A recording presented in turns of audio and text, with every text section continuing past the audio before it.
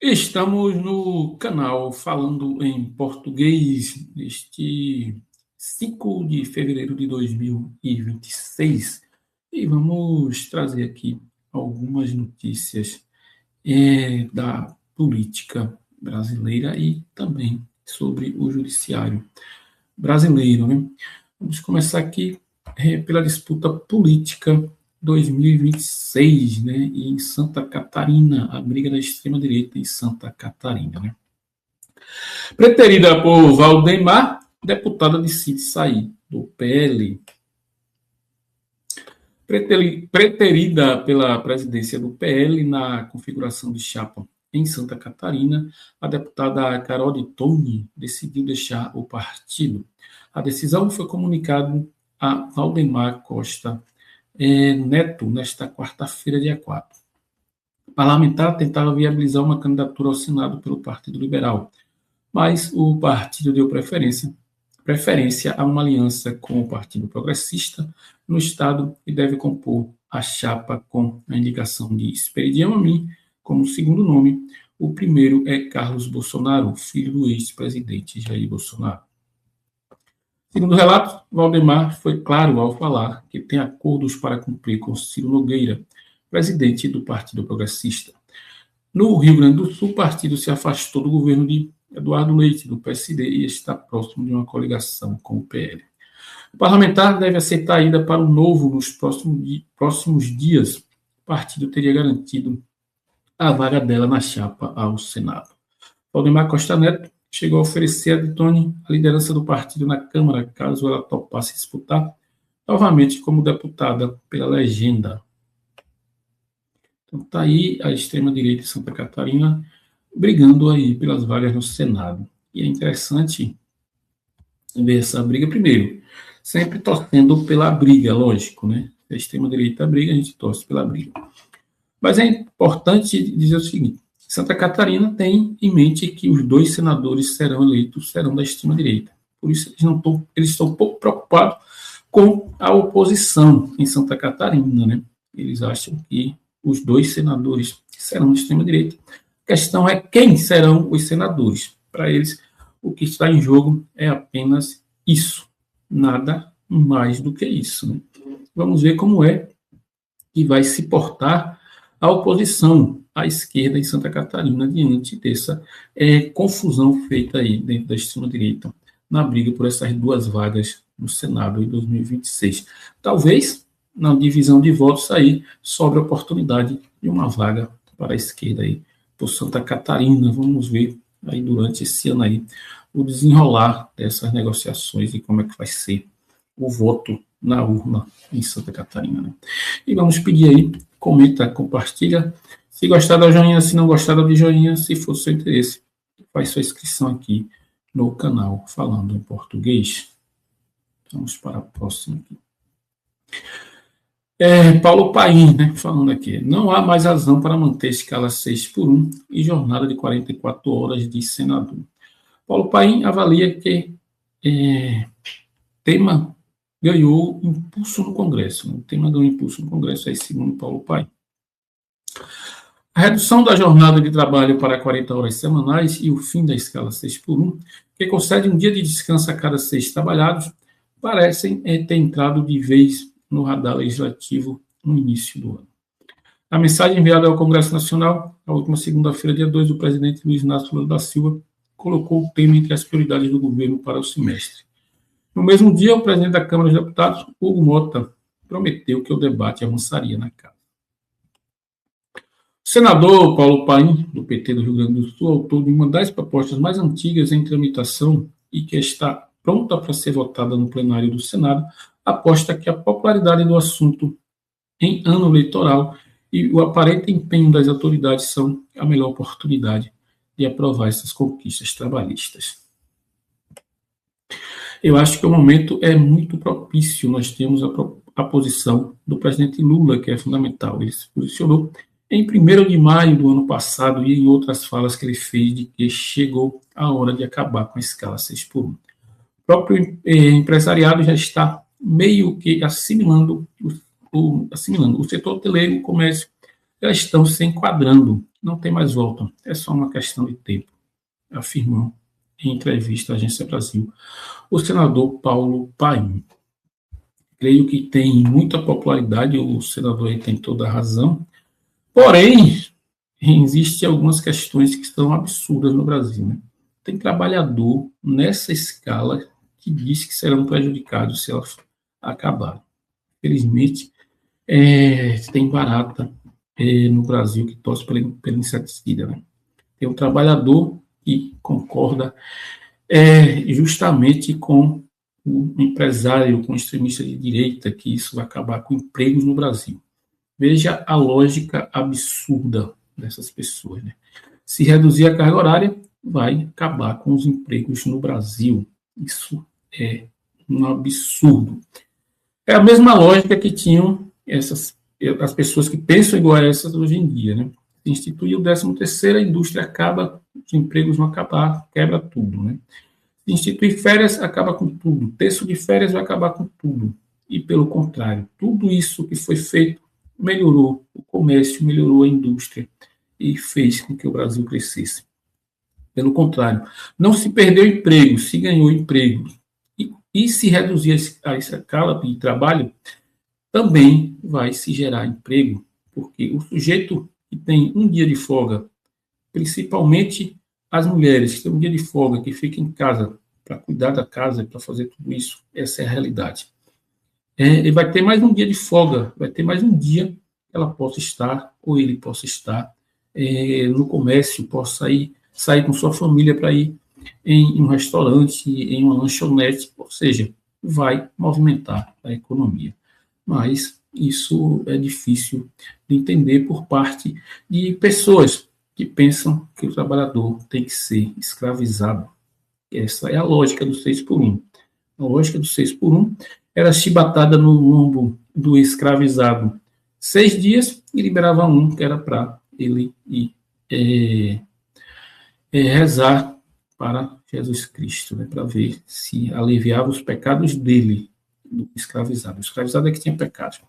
Enfim, essa é a lógica da escala 6 por 1. Chicote no ombro do trabalhador.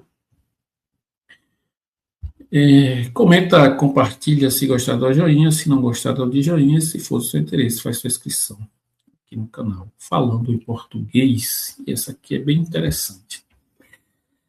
O governo vai triplicar incentivo fiscal para socorrer a indústria química. A previsão é passar de 1 a 3 bilhões, segundo Geraldo Alckmin.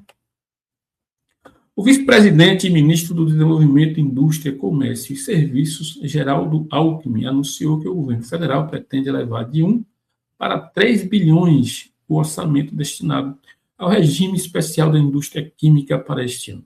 Segundo Alckmin, a medida será formalizada na próxima semana por meio de uma medida provisória e de um projeto de lei complementar que o Palácio do Planalto encaminhará ao Congresso Nacional em regime de urgência. Na próxima semana, o presidente Luiz Inácio Lula da Silva deve fazer 2 atos importantes para fortalecer a indústria química e garantir o emprego, anunciou Alckmin ao se reunir com representantes do setor sindicalista e político na tarde desta terça-feira, dia 13, em Brasília. Com isso, o regime que já tem 1 bilhão previsto no orçamento deste ano passará para 3 bilhões, acrescentou Alckmin, referindo-se ao programa de incentivo fiscal criado para reduzir o custo de produção da indústria química por meio de redução de alíquotas de tributos federais, como o COFINS e o PIS/PASEP. Aqui tem muita coisa interessante a respeito disso aqui.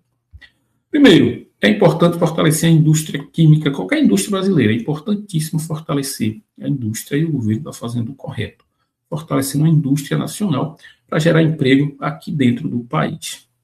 Mas aqui tem algumas reflexões que precisam ser feitas. Né? A gente vai ver alguém da extrema-direita gritando que o governo está dando esmolas para a indústria brasileira, porque a indústria brasileira e a agricultura brasileira diz que sustenta, que carrega o Brasil nas costas. Mas vira e mexe pede socorro para o dinheiro público. O agronegócio não funciona sem o plano safra, né? O agronegócio brasileiro, o sustento do Brasil não funciona sem dinheiro público. Mas aí a gente não vai ver ninguém dizendo que o governo está dando esmolas. Mas Quando o governo quer dar um botijão de gás para quem ganha muito pouco nesse país, para quem realmente precisa nesse país, aí o governo está extrapolando o orçamento, está destruindo o país, está acabando com tudo.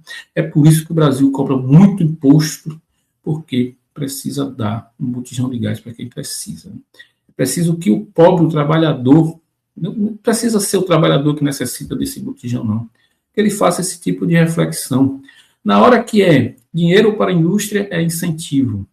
Na hora que é dinheiro para o trabalhador, para a trabalhadora, se manter nesse país, voltar para o mercado de trabalho e produzir, porque quem produz nesse país é o trabalhador e a trabalhadora, é esmola, é gasto do governo federal. Preciso fazer essa reflexão. A indústria brasileira, o agronegócio brasileiro não funciona sem dinheiro público, sem dinheiro dos impostos que nós pagamos. É assim que a extrema-direita gosta de falar o tempo todo. Nossos impostos estão indo para a assistência social.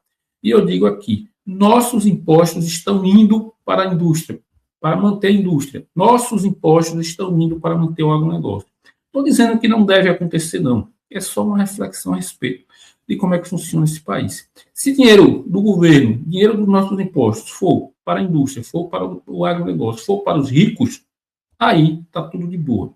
Mas se esse dinheiro dos nossos impostos for para a assistência social, para os que mais precisam, para os próprios trabalhadores, para as próprias trabalhadoras, isso é um absurdo. Então, comenta, compartilha, já segue aí o canal. Falando em português, tem mais aqui ainda, né? STF marca julgamento que vai definir alcance da lei de anistia. O caso será julgado em plenário virtual da Corte. O Supremo Tribunal Federal marcou para o dia 13 de fevereiro o início do julgamento e vai decidir se a lei de anistia pode ser aplicada em casos de ocultação de cadáver ocorridos durante a ditadura militar. O caso será julgado pelo plenário virtual da Corte. A Corte vai decidir o alcance da lei que anistiou os crimes cometidos entre 2 de setembro de 1961 e 15 de agosto de 79. Conforme o entendimento da Corte Interamericana dos Direitos Humanos, o desaparecimento forçado deve ser tratado como crime permanente, ou seja, não pode ser alvo de anistia. Com base nesse entendimento, o STF vai decidir se a lei de anistia, que extinguiu a punibilidade de crimes ocorridos antes de sua vigência, pode ser aplicada para evitar a punição de agentes do Estado que foram responsáveis por desaparecimentos forçados no período de exceção. O processo que motiva a discussão trata-se de denúncia apresentada em 2015 pelo Ministério Público Federal contra os militares do Exército Lício Augusto Ribeiro Maciel e Sebastião Curió Rodrigues de Moura, falecido, pela acusação de ocultação de cadáver e homicídio cometidos na guerrilha do Araguaia. Vamos ver aí o que é que vai decidir o STF, né? E é interessante pensarmos que estamos aí em meio a discussões sobre anistiar, mais uma vez, golpistas, né? Porque muito se fala da anistia, que foi anistia para quem cometeu sequestros, assaltou bancos. É mentira.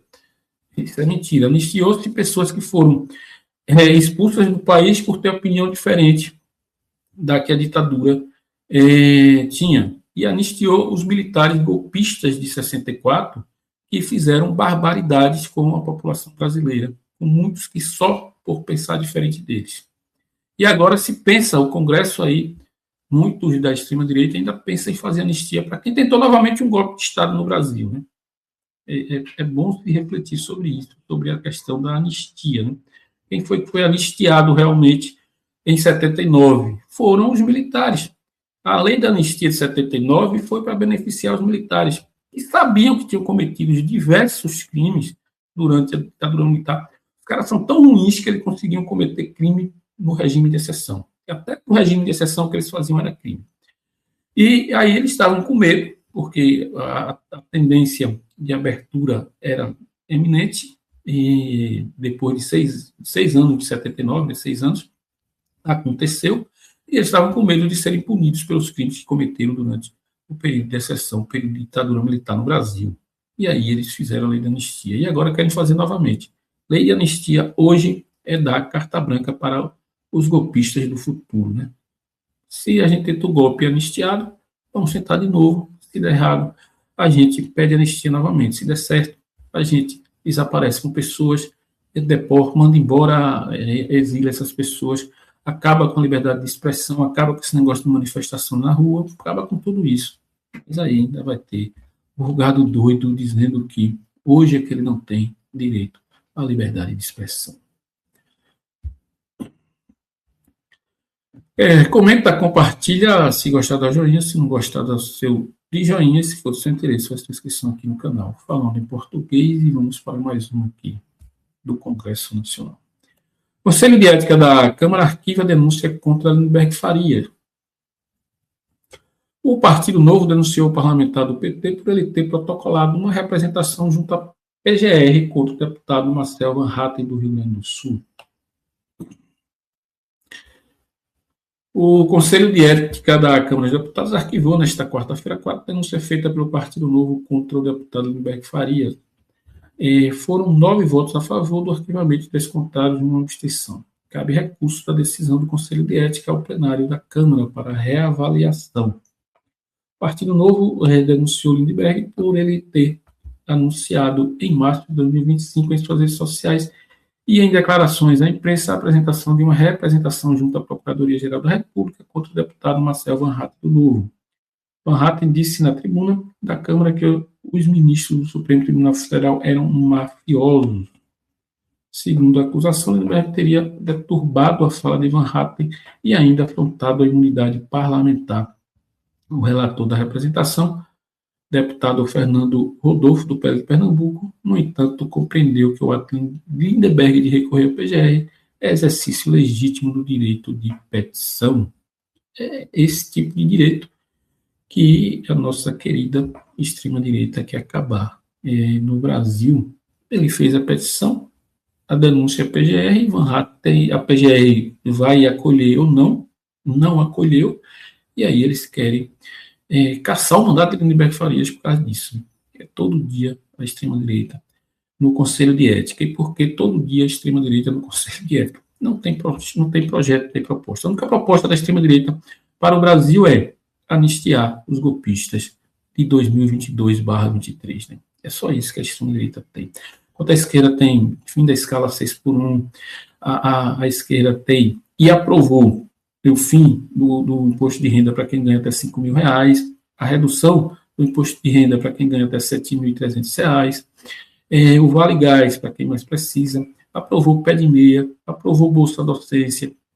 Tudo isso vem do campo da esquerda para benefícios dos que mais precisam, dos trabalhadores e das trabalhadoras. Infelizmente, ainda temos trabalhadores e trabalhadoras que são contrários a medidas que trazem benefícios para a nossa classe. Né?